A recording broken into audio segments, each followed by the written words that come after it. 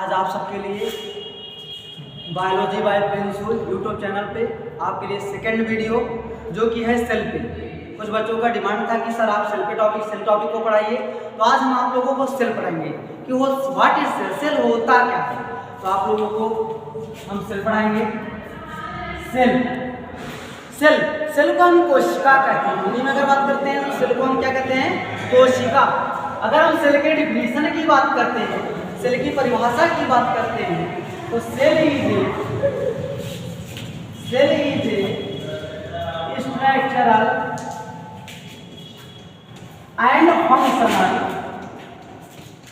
A structural and functional unit of life.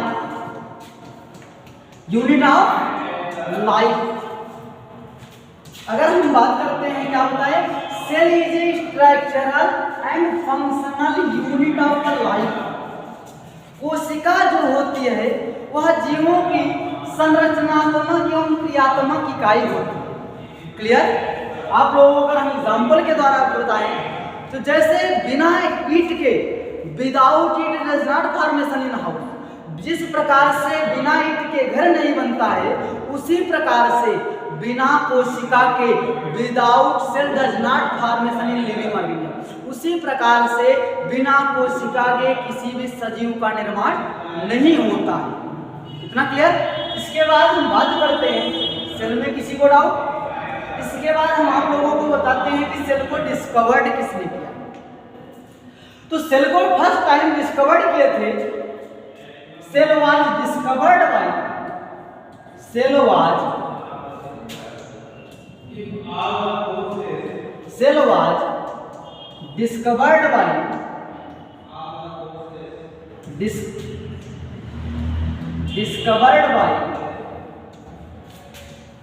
Discovered by कौन थे? Robert Hooke. आप लोग नाम जानते होंगे, रॉबर्ट हुक। रॉबर्ट हुक ने 1665 में 1665 में इन्होंने कोशिका की खोज की। और वह कैसी कोशिका थी? Dead cell. कैसी कोशिका थी? मृत कोशिका थी। आप लोग कह सकते हो dead cell was discovered bye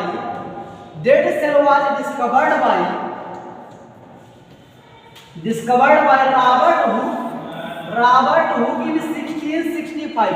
1665 में रॉबर्ट हुक जी ने मृत कोशिका की खोज की। क्लियर? इसके बाद यहाँ पे क्वेश्चन उठता है कि वह सेल का स्ट्रक्चर कैसा होता है।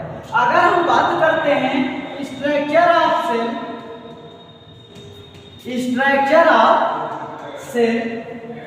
अगर स्ट्रक्चर की बात करें तो स्ट्रक्चर जो सेल का था किसकी तरह था? हनीकॉम्ब की तरह। हनीकॉम्ब क्या होता है? आप लोग हनीकॉम्ब मीन्स होता है मधुमक्खी का छत्ता। अगर हिंदी में बात करते हैं इसको हम मधुमक्खी का छत्ता बोलते हैं। आप सभी, हमें आशा है कि आप सभी हनीकॉम्ब देखे होंगे जरूर। अगर हम इसकी स्ट्रक्चर की बात करते हैं तो हम यहाँ पे बना देते हैं, कुछ इस तरह से होता है।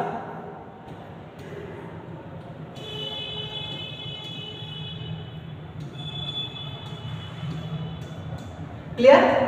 कुछ इस तरह से होता है हनीकॉम्ब। ऐसा ही मधुमक्खी का छत्ता होता है। क्लियर? इतने इसी में किसी को डाउट? अब इसके बाद हम बात करते हैं, हम आपको बताएं कि dead cell was discovered by Robert Hooke in 1660। यहाँ पे क्वेश्चन पुटअप होता है कि लिविंग, जब डेड सेल को, मृत कोशिका को रॉबर्ट हुक जी ने डिस्कवर्ड किया, तो मृत कोशिका को किसने डिस्कवर्ड किया? तो अगर हम बात करते हैं मृत लिविंग कोशिका की, जीवित कोशिका की, तो living cell was discovered bye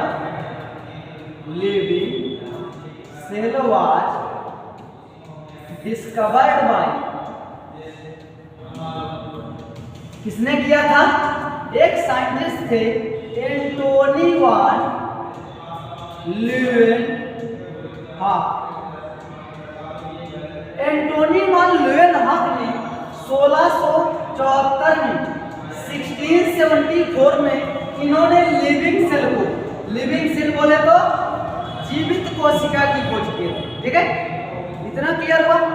हम लोग क्या पढ़े कि सेल क्या होता है, सेल को डिस्कवर्ड किसने किया, सेल का स्ट्रक्चर कैसे होता है, और इसके बाद अब हम बात करते हैं कि सबसे लॉन्गेस्ट सेल कौन सी होती है।